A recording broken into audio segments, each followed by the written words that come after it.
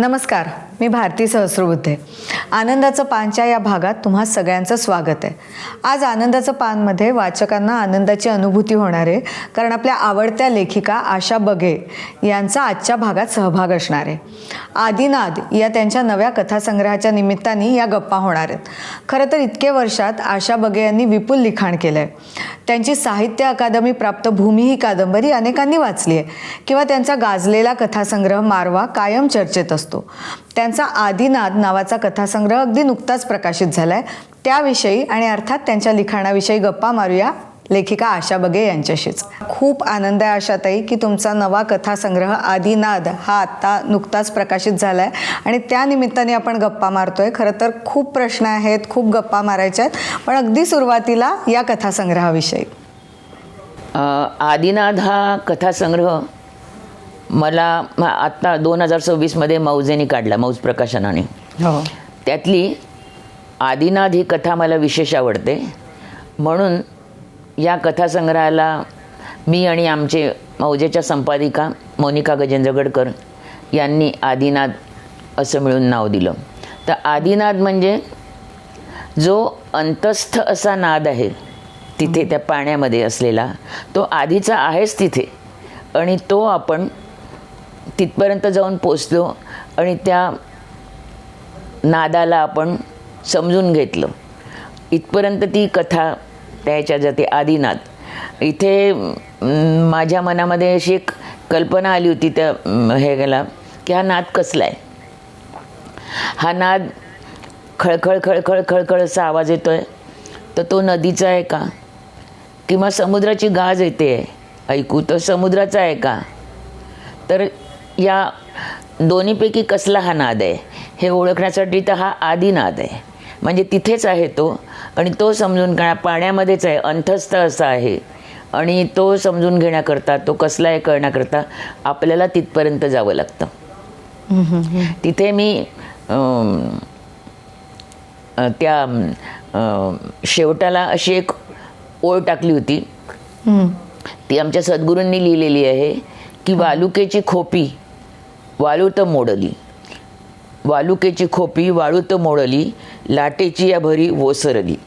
म्हणजे हे सगळं आयुष्य हे जीणं कसं आहे, तर वाळुकेची खोपी, वाळवंटामध्ये वाळूचा खोपा तयार करावा आणि एक लाट यावी आणि तो वाहून जावा. तर अशी ही कल्पना माझ्या मनात होती, आणि त्या तिथे ती वाळुकेची खोपी लाटेच्या भारानी, लाटेच्या प्रवाहाने वाहून नेली. तिथेच हा आदिनाद आहे असं मला काहीसं अभिप्रेत होतं. पण लेखन करताना आपण एक्सप्लेनेटरी, स्पष्टीकरणात्मक असं काही लिहत नाही, त्याच्यामुळे मी तसं लिहिलं नाही. पण हे जो चांगला वाचक असेल तो हे समजून घेईल. खरं तर आत्ता तुम्ही तुमच्या लेखन प्रक्रियेविषयी बोललात. आपल्या गप्पा सुरू झाल्या तेव्हा आशाताई, मला ना नेहमी तुमची पुस्तकं वाचताना असं वाटतं की तुम्ही स्त्रियांविषयी लिहिता, पण स्त्रियांविषयी लिहिताना की आपण स्त्रीवादी लेखिका आहोत, स्त्रियांबद्दल लिहितो असा कुठलाही आव नसतो, पण एक कणखर स्त्री तुमच्या वेगवेगळ्या म्हणजे मग कथा असतील, कादंबऱ्यातनं तुम्ही उभी करता. तर ह्या ज्या सगळ्या स्त्रिया आहेत किंवा ही पात्र आहेत, ही कशी घडत गेली? ही मला ना दिसली, ती पात्र दिसली माझ्या. ती मी अनुभवलेली नाही आहेत, ती मी प्रत्यक्ष जीवनामध्ये मी अनुभवलेली नाही आहे, पण माझ्या कथा जीवनामध्ये, माझ्या ललित कलेच्या जीवनामध्ये ती पात्र मला दिसली. इतकंच नाही आहे, तर त्या पात्रांचा मला स्पर्श झाला, त्यांचं बोलणं मला ऐकायला यायला लागलं. आणि त्यांनी एवढंच नाही तर त्यांनी काय कपडे घातले आहेत, कसा वेश परिधान केला आहे, हे पण सगळं मला दिसायला लागलं. पण मी त्याचं वर्णन नाही केलं की त्यांनी असे कपडे घातले आहे, पण ते त्याच्यातनं ओघाओघानी असं येत गेलं. ती पात्र तुमचीच पात्र आहेत, पण ती तुम्हाला दिसणं हे या कथन प्रक्रियेमध्ये, लिहिण्याच्या प्रक्रियेमध्ये, कला प्रक्रियेमध्ये महत्त्वाचं आहे. आणि आपण जेव्हा कला प्रक्रिया किंवा लिहिण्याची प्रक्रिया म्हणतो ना आशाताई, तेव्हा भाषेचा ओघ हा खूप महत्त्वाचा असतो आणि तुमचं लिखाण वाचताना असं वाटतं की ते खूप सहज आहे, समजायला सोपं आहे, आपल्याला जो अर्थ अभिप्रेत आहे तो आपल्याला काढता येतो. तर ही शैली इतक्या वर्षात कशा पद्धतीने तयार होत गेली? ती लिहिता लिहिता होत गेली. हो, असं शैलीकडे माझं लक्ष नव्हतं, पण लिहिता लिहिता आपल्याला आपण वेगळ्या वेगळ्या पुष्कळ, आता तुम्ही म्हणता की स्त्रियांबद्दलही लिहिलं आहे, मी पुरुषांच्या बद्दलही लिहिलं आहे. एक मल्हार कथेमध्ये मी पुरुषाची मानसिकता काय असते, अज्ञात कथेमध्ये म्हणजे मुलीच्या वडिलांची प्रक्रिया काय, मानसिकता काय असते, अज्ञात कथेमध्ये मुलीच्या वडिलांची प्रक्रिया काय असते, मानसिक प्रक्रिया काय असते. पंख या कथेमध्ये, या पंख, अज्ञात आणि मल्हार या तिन्ही कथा मुलीचं लग्न होण्याविषयीच्या आहेत, तिन्ही कथा. परंतु या तिन्ही कथांमध्ये मुलीचं लग्न होत नाही कुठेच. तर त्या निमित्ताने येणारा, मुलीच्या वडिलांना येणारा अनुभव हा तिथे महत्त्वाचा ठरतो. लग्न होणं हे त्या कथेचं उद्दिष्टच नाही आहे. खरं तर नागपुरात तुमचा जन्म झाला, शिक्षण झालं आशाताई, आणि खूप मोठा काळ तुम्ही विदर्भात घालवला आहे. तर आपलं हे जे भवताल असतं त्याचा लिखाणात खूप मोठा वाटा असतो. तर ते कसं घडलं, म्हणजे विदर्भ म्हणा, नागपुरातल्या अनुभवांनी तुमचं लिखाण कसं घडलं? आयुष्यभर मी नागपूरला नाही राहिले. माझ्या मिस्टरांच्या नोकरीनिमित्त मी वेगळ्या वेगळ्या गावी राहत गेले. तिकडे निजाम आणि आंध्राच्या बॉर्डरवरती जे एक बल्लारशा कोल माईन्स होतं, शास्त्री कोल माईन्स होतं, तिथे माझं लग्नानंतरची 10 वर्ष गेली. असं इतरत्र आयुष्य गेलं. आणि मग रिटायरमेंट नंतर मध्ये माझ्या मिस्टरांनी तिथली नोकरी सोडून इथे नागपूरला मॉडेल मिलमध्ये जॉब घेतला. मग तिथून हिंगणघाटला जॉब घेतला. असं वेगळ्या ठिकाणी. आणि मग रिटायरमेंट नंतर पुन्हा आम्ही नागपूरला स्थायिक झालो. पण आशाताई तुमचा जन्म तसा नागपूरचाच ना, म्हणजे शिक्षण वगैरे सगळं नागपुरातच झालं होतं? जन्म नागपूरचा, शिक्षण नागपूरचं. त्याच्यानंतर माझं मुलं झाली ती नागपूरलाच झाली, मुलांची लग्न झाली ती नागपूरलाच झाली. मला विचारायचं तेच होतं की नागपूर म्हणा किंवा विदर्भ हा जो, मी सुद्धा नागपूरची असल्यामुळे अगदी असा हा मनापासूनचा प्रश्न विचारते की आपलं जे भोवताल असतं त्याचा आपल्या लिखाणावर किती परिणाम होतो. मग ती कथा बीज सापडणं असो, त्यातली पात्र असो. आता माझ्या लिखाणामध्ये विदर्भातलं ऊन येतं. हो, माझ्या लिखाणामध्ये पुष्कळ परिणाम होतो. माझ्या लिखाणामध्ये विदर्भातलं ऊन सतत येत असतं. हो, नाही, आणि पात्रांचे अनुभव सुद्धा आपलं जे भोवताल असतं किंवा आपला जो भाग असतो त्याच्याशी कधी बरेचदा साम्य साधणारे असतातच ना. हो, त्यांच्याशी निगडीत असतं त्या अनुभवाशी. हो. आपण आता कथांबद्दल बोलतोय, तर मला जे तुमचं पुस्तक खूप आवडलं होतं त्या पुस्तकांपैकी एक पुस्तक आहे मारवा, जे खूप गाजलंही आहे तुमचं पुस्तक. मला खरं तर विचारावं असं वाटतं की त्यात गाण्यांचे, रागांचे तुमच्या लिखाणात नेहमी संदर्भ येत असतात. तर गाण्याचं हे प्रेम कसं आहे, कुठून आलं आहे, म्हणजे तुम्ही शिकला आहात का? संगीत हे आमच्या घरातच आहे. संगीत आमच्या घरातच आहे. हो, मी संगीत शिकलेली आहे. माझ्या घरातच संगीत आहे. माझ्या वडील संगीत शिकलेले होते, माझी आई संगीत शिकलेली होती, माझा भाऊ पण संगीत शिकला नव्हता पण त्याच्या गात्रामध्ये संगीत होतं. माझी बहिणी रीतसर संगीत शिकलेली आहे. तर हे सगळं असं संगीत आमच्या घरातच स्त्रवत आहे. आणि आमचं घर, माझे वडील पंडित भीमसेन जोशींच्या गाण्याचे, म्हणजे किराणा घराण्याच्या गाण्याचे खूपच चाहते होते. तर आम्हाला जे गाणं आवडतं, क्लासिकल संगीत जे आवडतं आम्हाला, ते किराणा घराण्याचं गाणं आवडतं. त्याच्यानंतर मला जयपूर घराण्याचं गाणं आवडायला लागलं. अच्छा. आणि मग हे जे तुमच्या लिखाणात अगदी अलगद तो जो संगीताचा उल्लेख होतो, तो म्हणजे नकळत होतो, तुम्ही त्या आवडीतून होतो, ते पण आम्हाला जाणून घ्यायला आवडेल ना तुमच्याकडनं? नाही, ती कथा जर संगीत या विषयाला वाहिलेली असली, मारवासारखे संगीत या अनुभवाला वाहिलेली असली, तर तो तसा उल्लेख होतो. आणि ती कथा जर त्या संगीत या विषयाला वाहिलेली नसली, त्या अनुभवाला ती अनुलक्षण नसली, तर तसा उल्लेख होणं काही अपरिहार्य नाही आहे, मग नाही होत तो. आशाताई, खरं तर तुम्ही लिखाण खूप केलंय. म्हणजे 2006 साली जेव्हा तुम्हाला साहित्य अकादमी मिळाला तो भूमीला मिळाला होता. मात्र तुमच्या कथा कायम खूप गाजल्या आहेत, कथा संग्रह खूप गाजले आहेत. तर एक म्हणजे साहित्याचा फॉर्म म्हणून विचार केला तर फॉर्म म्हणून कुठला जास्त आवडतो तुम्हाला, कादंबरी की कथा? म्हणजे कसं ठरतं एखाद्या लेखकाच्या हातून की कथा म्हणजे लघुकथा? पण लघुकथा आवडते, लघुकथा.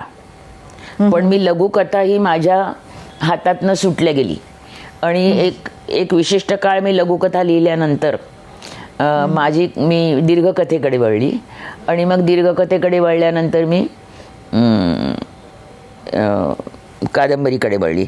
पण मला असं स्वतःला वाटतं की लघुकथा हा फार सशक्त असा कथालेखनाचा फॉर्म आहे आणि त्याच्यातनं माणसाला सगळं आयुष्य कवेत घेता येतं.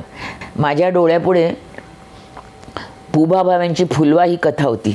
अप्रतिम कथा आहे ती. लहानशी कथा आहे, 2-2.5 पानाची, म्हणजे छापलेल्या पुस्तकाच्या. पण ती कथा माझ्या डोळ्यापुढे होती सतत. त्याच्यामुळे मला तसं लिहायचं आहे. अर्थात मी तसं नाही लिहू शकले, कारण की पुभा भावेंची झेप मोठी होती. तर त्याच्यामध्ये एक फुलवा नावाची, म्हणजे तो लेखक बाजारात जातो आणि वस्तू घेतो, तर तो डोक्यावरती तो हारा, सामानाचा पेटारा पकडून तो एका फुलवा नावाच्या मुलीला घरी आणतो आणि बायको माहेरी गेलेली असते. तर तो तिच्या शरीराशी चाळे करायला लागतो. तर तिला त्याच्या चाळ्यामध्ये काही गम्य नसतं. तिथे समोर बरणीमध्ये बिस्किटं, काजू, रेवड्या वगैरे पदार्थ ठेवलेले असतात. बायकोनी ती माहेरी जाताना आणखीन काही काही करून ठेवलेलं असतं. ते सगळं बरण्यांमध्ये भरून ठेवलेलं असतं. तर तो तिकडे तिच्या शरीराशी चाळे करत असताना तिचं लक्ष तिकडे गेल्यावरती त्या खाद्यपदार्थांकडे, तर तो म्हणतो की तुला पाहिजे आहे का? तर ती खूप आनंदाने अशी हो म्हणते. इकडे तो तिच्या शरीराशी चाळे करत असतो आणि ती फुलवा आपली मस्त मजेत आनंदाने खात असते.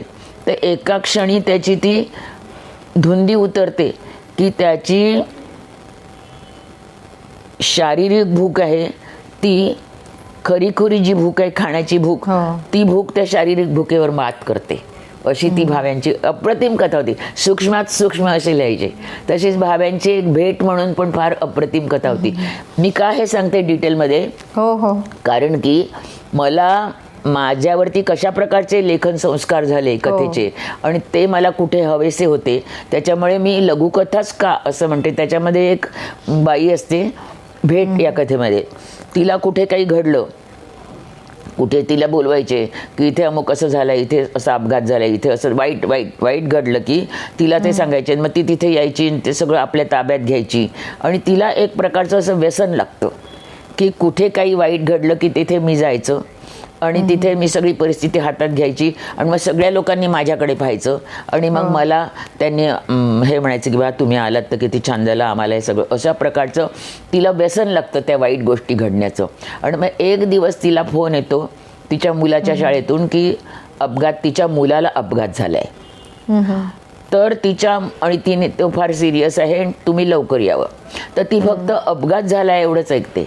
मुलाला झाला आहे आणि तो सिरियस आहे हे ती ऐकतच नाही. आणि ती तिथे येते. तिथे आल्यानंतर तिला कळतं आणि ती सांगायला लागते कुणाला अपघात झाला, कुठे काय. पण तिला जेव्हा समजतं की प्रत्यक्ष आपल्या मुलालाच अपघात झाला आहे आणि तो तिथल्या त्या टाक्यात बुडून, शाळेच्या टाक्यात बुडून मेला आहे, मरण पावला आहे, हे समजल्यानंतर पुभा भावे एकच ओळ लिहितात की ज्या दुःखाबद्दल आजपर्यंत ती इतकी मिरवत होती, स्वतःला मिरवत होती, त्या दुःखाची तिची आज प्रथमच भेट झाली. अशी भाव्यांची अप्रतिम कथा आहे. भाव्यांचे माझ्यावरती असे लेखन संस्कार आहेत, अरविंद गोखले यांचे आहेत. पण तुम्ही आता बोलता बोलता म्हणाल्या की तुम्हाला लघुकथा हा फॉर्म म्हणून खूप आवडतो, पण ती सुटली. आता मी तो उत्सुकतेपोटी प्रश्न विचारते की असं का म्हणाल्या तुम्ही? सुरुवातीला लिहत होती मी लघुकथा ना. सुरुवातीला लिहत होती लघुकथा. आणि हळूहळू आता दीर्घकथा वळली ना. त्याच्यामुळे दीर्घकथा आहेत. इतक्या आदिनाथ वगैरे दीर्घकथाच आहे. लग्न दीर्घकथा आहे, दुसरा त्याच्यातली ती दीर्घकथा आहे. आशाताई, खरं तर पण लघुकथेचं सामर्थ्य अचाट असतं, ती लाईफ कॅप्सूलसारखी असते लघुकथा. लाईफ कॅप्सूल असते ना, हो, हो, तशी असते हो. ती. नाही, आणि लघुकथेचं असं आहे की पटकन वाचून म्हणजे लेखकालाही अरविंद त्याचा गोखलेंनी आयुष्यभर लघुकथाच लिहिल्या. नाही, म्हणजे लघुकथेत ना लेखकालाही कमी शब्दामध्ये जे सांगायचं आहे ते सांगता येतं आणि वाचकालाही ते पटकन कनेक्ट होता येतं लघुकथेच्या माध्यमातून. हो हो हो हो हो. तुम्ही अरविंद एक गोखल्यांबद्दल मात्र सांगत आहे होत्या. की लघुकथा म्हणा, नाही, अरविंद गोखल्यांची पण कथा मला आवडते. त्यांच्याही कथेचे माझ्यावरती संस्कार झाले. त्यांची एक कथा मंजुळा कथा छान आहे त्यांची. मंजुळा कथा चांगली आहे की ती ऑफिसमध्ये काम करत असते, मग त्या ऑफिसमध्ये जाताना येताना, मुंबईच्या लोकलमधून येताना, मुंबईचं वातावरण आहे सगळं, आणि तिला पुरुषांचे असे स्पर्श होतात सहेतूक केलेले, इथे तिथे जिथे नको तिथे.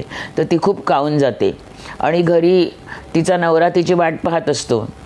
तर तो तिला जवळ घ्यायला जातो. तर ती म्हणते की मला आधी ना तू आंघोळ करू दे, हे झालेले सगळे जे स्पर्श आहेत ना हे सगळे मला धुवून काढू दे आणि मग आपण हे करू. तर ती ते सगळे आंघोळ वगैरे झाल्यानंतर तेव्हा तो तिला जवळ घेतो. तर ती समोरच्या खिडकीतून पाहते की समोरच्या खिडकीतले लोक तिच्याकडे पाहत असतात. तर तिला एकदम तिथे ती नको वाटतं तिला ते सगळं. म्हणजे हे मुंबईचं आयुष्य आहे, चाळीतलं राहणारं आयुष्य आहे हे सगळं. हे त्याच्यामध्ये मंजुळा ती म्हणते की मला म्हणजे पवित्र राहायला आवडतं नजरेपासून, सगळ्यांपासून, तरच माझ्या भावना शृंगाराच्या वेळेस उमलू शकतात. अशीच एक कथा पतिव्रता म्हणून वामनराव चोरघड्यांनी पण लिहिली होती. याच टाईपची होती, पण दोन कथेचा काळ वेगळा असून लेखक वेगळे असून त्याच्यामध्ये हे एक प्रकारचं साधर्म्य मला आढळलं. मी वामनराव चोरघड्यांवरती काम केलेलं आहे. 2 खंड त्यांच्यावरती मी माझ्या अभ्यासाचे लिहिलेले आहे. त्याच्यामध्ये हे साम्य मी आणून दाखवलेलं आहे.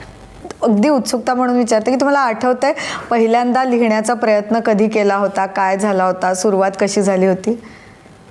सुरुवात काही नाही हो.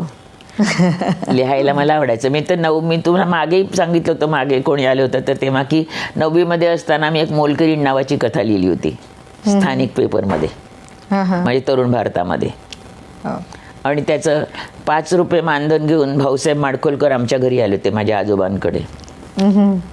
तर ते अशी ती होती. नंतर एक आम्ही इथे शास्त्री कॉलनीला राहत असताना तिथे वर्धा नदी होती. वर्धा नदीला पूर आला, तर त्या पुराच्या अनुभवावरही मी कथा लिहिली होती. पूर नावाचीच कथा होती ती, पण तो कथा ती नव्हती, तो जो एक ललित लेखासारखं होतं ते. नाही, तुमचं साहित्य तर खूप वेगवेगळ्या प्रकारचं आहे. आत्ता आपल्या गप्पांमध्ये भूमीचा उल्लेख झाला, ज्याला साहित्य अकादमी मिळाला होता. आपण मारवाबद्दलही बोललो. आदिनाथ हे तुमचं आत्ताचं पुस्तक आहे. आपण वेगवेगळ्या पुस्तकांविषयी बोलतोय. मला ना म्हणजे विचारावं असं वाटतंय की जेव्हा एखादी कथा जन्माला येते, कथा जन्म घेते लेखिकेच्या माध्यमातून, लेखकाच्या माध्यमातून, तर ती प्रोसेस कशी असते? कथेचं आपल्याला बीज कसं सापडतं, कुठे सापडतं? नाही, हे याला वेगळे वेगळे आयाम असतात. प्रत्येक वेळेला एकच आयाम सापडेल प्रत्येक वेगळ्या कथेच्या वेळेला असं काही राहत नाही. कधी आपल्याला ती व्यक्ती दिसते, कधी एखादं वाक्य आपल्याला कोणीतरी म्हटलेलं, कधीतरी ऐकलेलं, आणि आपल्याला तर त्या वाक्याचा जर्क बसतो कथेला आणि कथा सुरू होते. कुठे काही आणखीन एखादी गाण्याची ओळ आपल्याला ऐकू येते आणि कथेचा जर्क बसतो, कथा सुरू होते. मी एका ठिकाणी लिहिलेलं पण आहे आणि ते प्रसिद्धही झालेलं आहे की मला असं वाटतं की मी एका नावेमध्ये बसलेली आहे. तुम्ही प्रोसेस विचारताय ना? हो हो हो. निर्मिती प्रक्रियेचा, म्हणून मी सांगते की मला असं वाटतंय, पुष्कळदा असं वाटलं की मी एका नावेमध्ये बसलेली आहे आणि मला वाटतं की माझी नाव इकडे जाईल, माझी नाव तिकडे जाईल, मला हे दिसेल, मला ते दिसेल. पण प्रत्यक्षात मात्र मी जसं ठरवलं आहे तिकडे काही नाव जात नाही. मला जसं वाटतं की मला हे दिसेल, मला ते दिसेल, तसंही मला काही दिसत नाही. आणि मला जो दिसतो तो प्रदेश सुंदरही असतो, तसा तो कुरूपही असतो. म्हणजे न दिसावा वाटणारा असा असतो, पण ते कुरूप पण एका कलेने न्हावून निघालेलं असतं. त्याच्यामुळे मला तो सुंदरही वाटतो. आणि असं सगळं होत असताना ती नाव थांबते. आणि ती अशा ठिकाणी येऊन थांबते की मी तो प्रदेश कधी पाहिलेलाच नसतो आणि मी तिथे पाहते आणि थक्क होऊन जाते की असा तर काही मी विचार केला नव्हता. म्हणजे मी जे ठरवलं त्याच्या पलीकडे येऊन पोचते आणि तिथे माझी कथा मला सापडते. ठरवून कोणती कथा कधी होत नाही, असं मला या सगळ्या प्रोसेसमधून सांगायचं आहे. की तुम्ही असं ठरवलं, तुम्ही हे पात्र असं असं करीन, तुम्ही ठरवणारे नाहीच आहे. ती कलाकृती आहे. ती कला आपल्याला तुमच्याकडून घडवून घेते. सूक्ष्मतर फॉर्म आहे कथेचा तो. त्याच्यामध्ये घटना असतात, पण त्या घटना आम्हाला सांगायच्या नसतात. तर त्या घटनेमागचं मानवी मन आम्हाला व्यक्त करायचं असतं. हे महत्त्वाचं आहे. इवन कवितेमध्ये सुद्धा तसंच असतं. आता ही कविता म्हटल्यावरती तुम्ही ही इंदिरा संतांची कविता घ्या, नको नको रे पावसा, असा धिंगाणा अवेळी, घर माझे चंद्रमौळी. आणि तो बेळगाव साईडचा तो पाऊस, घाटातला पाऊस, तो पाऊस पडत असतो आणि ती स्त्री पावसाला म्हणते की असं तू पडू नको, माझे बाहेर गेलेले आहेत माझे पती, त्यांना घरी येऊ दे, पडू मग पड वाटेल तितका, नंतर पड मग मी माझ्या सख्याच्या डोळ्यामध्ये तुझ्या विजेला पूजिनं, असं ती स्त्री म्हणते. अप्रतिम लिहिली आहे ती कविता. त्याच्यामध्ये सुद्धा एक सूक्ष्म अनुभवच पेरलेला आहे कविता असून सुद्धा. नाही खरंच आहे. म्हणजे फॉर्म पृथ्वीचं प्रेमगीत म्हणून कुसुमाग्रजांची कविता आहे ती. त्याच्या कुसुमाग्रजांची त्याच्यामध्ये सुद्धा एक कथाच आहे खरं म्हणले आहे ना. हो अगदी अगदी छोटीशी कथा आहे ती की पृथ्वी सूर्याभोवती फिरते, या भौगोलिक सत्याला धरून ती कविता आहे. त्याच्यानंतर हे आपले अनिलांची कविता आहे. त्याच्यामध्ये क्रिएटिव्हिटीवर कविता केली आहे त्यांनी. अनवांछित गर्भाचे दिवस असे भरलेले, मन पहिलट करणी समप्रसवाला भ्यालेले, साहस अभिसाराचे आलेले अंगलटी, प्रिय सोडून गेलेले खुण ठेवून उलटी, डोहाळे हिरमुसल्या देहावर सांगितले, भुललेल्या सजनाला भलभल ते मागितले, वैभव हे सृजनाचे दैवाने ठगलेले. अशी अनिलांनी अप्रतिम कविता निर्मिती प्रक्रियेवर केली आहे. तशीच आरती प्रभूंनी सुद्धा केलेली आहे, ग्रेसनी केलेली आहे. ग्रेसची कविता आहे की निर्मिती प्रक्रियेवरती की काय, किरमिजी वळणांचा धुंद पाऊस येतो, निळसर कनकाचे दीप हातात घेतो, निळसर कनकाचे दीप हातात घेतो, हृदय सजविणारा मित्र नाही उशाशी, घरभर घन झाले आत येना जराशी, घरभर घन झाले आत येना जराशी. तर ते आत येना कोणा प्रेयसीला उद्देशून नाही म्हटलेलं आहे, ते प्रतिभेला उद्देशून म्हटलेलं आहे.